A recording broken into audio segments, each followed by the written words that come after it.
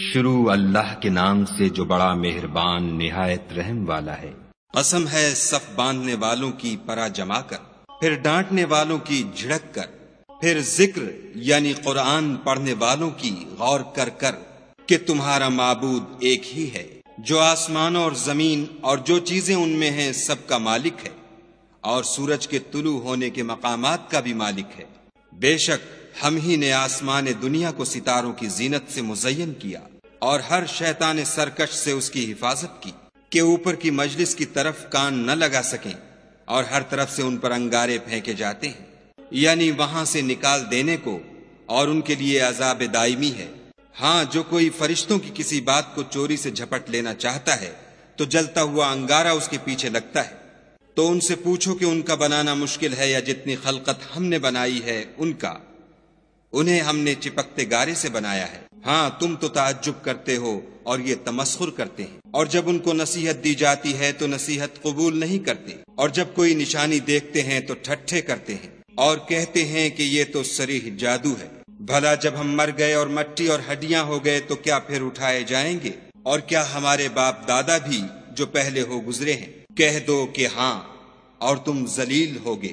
وہ تو ایک زور کی آواز ہوگی اور یہ اس وقت دیکھنے لگیں گے اور کہیں گے ہائے شامت، یہی جزا کا دن ہے۔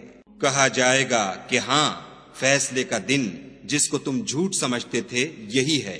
جو لوگ ظلم کرتے تھے ان کو اور ان کے ہم جنسوں کو اور جن کو وہ پوجا کرتے تھے سب کو جمع کر لو، یعنی جن کو خدا کے سوا پوجا کرتے تھے، پھر ان کو جہنم کے رستے پر چلا دو، اور ان کو ٹھہرائے رکھو کہ ان سے کچھ پوچھنا ہے۔ تم کو کیا ہوا کہ ایک دوسرے کی مدد نہیں کرتے؟ بلکہ آج تو وہ فرما بردار ہیں اور ایک دوسرے کی طرف رک کر کے سوال و جواب کریں گے۔ کہیں گے کیا تم ہی ہمارے پاس دائیں اور بائیں سے آتے تھے؟ وہ کہیں گے بلکہ تم ہی ایمان لانے والے نہ تھے، اور ہمارا تم پر کچھ زور نہ تھا بلکہ تم سرکش لوگ تھے۔ سو ہمارے بارے میں ہمارے پروردگار کی بات پوری ہو گئی، اب ہم مزے چکھیں گے۔ ہم نے تم کو بھی گمراہ کیا اور ہم خود بھی گمراہ تھے، پس وہ اس روز عذاب میں ایک دوسرے کے شریک ہوں گے۔ ہم گناہ گاروں کے ساتھ ایسا ہی کیا کرتے ہیں۔ ان کا یہ حال تھا کہ جب ان سے کہا جاتا تھا کہ خدا کے سوا کوئی معبود نہیں تو غرور کرتے تھے اور کہتے تھے کہ بھلا ہم ایک دیوانے شاعر کے کہنے سے کہیں اپنے معبودوں کو چھوڑ دینے والے ہیں؟ نہیں، بلکہ وہ حق لے کر آئے ہیں اور پہلے پیغمبروں کو سچا کہتے ہیں۔ بے شک تم تکلیف دینے والے عذاب کا مزہ چکھنے والے ہو، اور تم کو بدلہ ویسا ہی ملے گا جیسے تم کام کرتے تھے۔ مگر جو خدا کے بندگان خاص ہیں یہی لوگ ہیں جن کے لیے روزی مقرر ہے، یعنی میوے، اور ان کا اعزاز کیا جائے گا۔ نعمت کے باغوں میں ایک دوسرے کے سامنے تختوں پر بیٹھے ہوں گے، شراب لطیف کے جام کا ان میں دور چل رہا ہوگا، جو رنگ کی سفید اور پینے والوں کے لیے سراسر لذت ہوگی، نہ اس سے درد سر ہو اور نہ وہ اس سے متوالے ہوں۔ اور ان کے پاس عورتیں ہوں گی جو نگاہیں نیچی رکھتی ہوں گی اور آنکھیں بڑی بڑی، گویا وہ محفوظ انڈے ہیں۔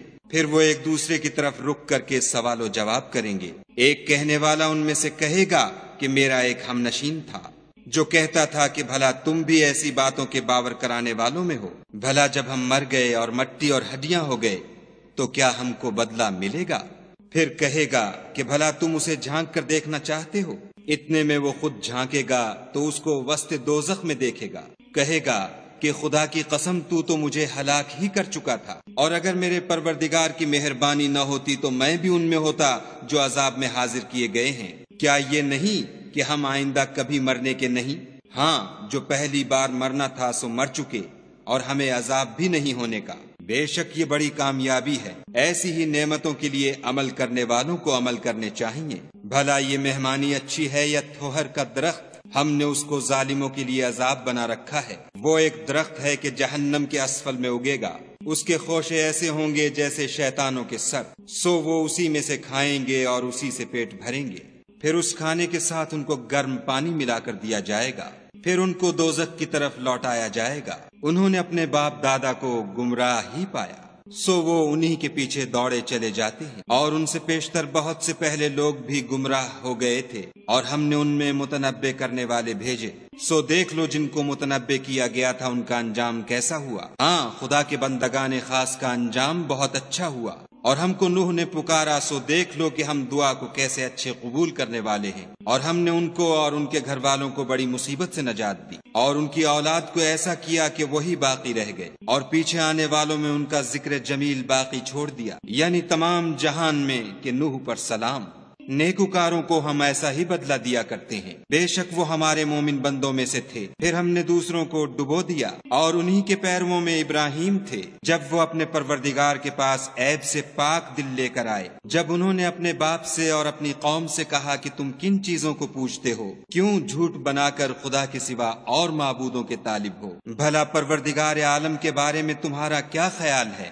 تب انہوں نے ستاروں کی طرف ایک نظر کی اور کہا میں تو بیمار ہوں، تب وہ ان سے پیٹھ پھیر کر لوٹ گئے۔ پھر ابراہیم ان کے معبودوں کی طرف متوجہ ہوئے اور کہنے لگے کہ تم کھاتے کیوں نہیں؟ تمہیں کیا ہوا ہے؟ تم بولتے نہیں؟ پھر ان کو داہنے ہاتھ سے مارنا اور توڑنا شروع کیا، تو وہ لوگ ان کے پاس دوڑے ہوئے آئے۔ انہوں نے کہا کہ تم ایسی چیزوں کو کیوں پوچھتے ہو جن کو خود تراشتے ہو، حالانکہ تم کو اور جو تم بناتے ہو اس کو خدا ہی نے پیدا کیا ہے۔ وہ کہنے لگے کہ اس کے لیے ایک عمارت بناؤ، پھر اس کو آگ کے ڈھیر میں ڈال دو۔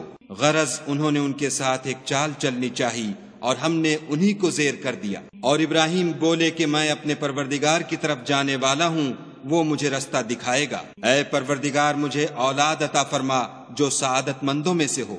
تو ہم نے ان کو ایک نرم دل لڑکے کی خوشخبری دی۔ جب وہ ان کے ساتھ دوڑنے کی عمر کو پہنچا تو ابراہیم نے کہا کہ بیٹا میں خواب میں دیکھتا ہوں کہ گویا تم کو ذبح کر رہا ہوں، تو تم سوچو کہ تمہارا کیا خیال ہے؟ انہوں نے کہا کہ ابا جو آپ کو حکم ہوا ہے وہی کیجیے، خدا نے چاہا تو آپ مجھے صابروں میں پائیے گا۔ جب دونوں نے حکم مان لیا اور باپ نے بیٹے کو ماتھے کے بل لٹا دیا تو ہم نے ان کو پکارا کہ اے ابراہیم تم نے خواب کو سچا کر دکھایا، ہم نیکوکاروں کو ایسا ہی بدلہ دیا کرتے ہیں۔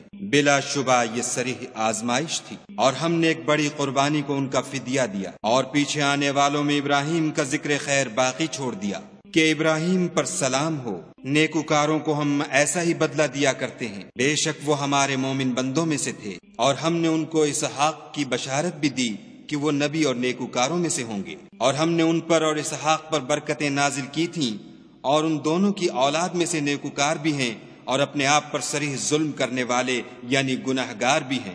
اور ہم نے موسیٰ اور ہارون پر بھی احسان کیے، اور ان کو اور ان کی قوم کو مصیبت عظیمہ سے نجات بخشی، اور ان کی مدد کی تو وہ غالب ہو گئے، اور ان دونوں کو کتاب واضح المطالب عنایت کی، اور ان کو سیدھا رستہ دکھایا، اور پیچھے آنے والوں میں ان کا ذکر خیر باقی چھوڑ دیا کہ موسیٰ اور ہارون پر سلام، بے شک ہم نیکوکاروں کو ایسا ہی بدلہ دیا کرتے ہیں۔ وہ دونوں ہمارے مومن بندوں میں سے تھے، اور الیاس بھی پیغمبروں میں سے تھے۔ جب انہوں نے اپنی قوم سے کہا کہ تم ڈرتے کیوں نہیں؟ کیا تم بعال کو پکارتے اور اسے پوچھتے ہو، اور سب سے بہتر پیدا کرنے والے کو چھوڑے دیتے ہو، یعنی خدا کو جو تمہارا اور تمہارے اگلے باپ دادا کا پروردگار ہے؟ تو ان لوگوں نے ان کو جھٹلا دیا، سو وہ دوزخ میں حاضر کیے جائیں گے۔ ہاں خدا کے بندگان خاص مبتلا عذاب نہیں ہوں گے۔ اور ان کا ذکر خیر پچھلوں میں باقی چھوڑ دیا کہ الیاسین پر سلام، ہم نیک لوگوں کو ایسا ہی بدلہ دیتے ہیں، بے شک وہ ہمارے مومن بندوں میں سے تھے۔ اور لوط بھی پیغمبروں میں سے تھے، جب ہم نے ان کو اور ان کے گھر والوں کو سب کو عذاب سے نجات دی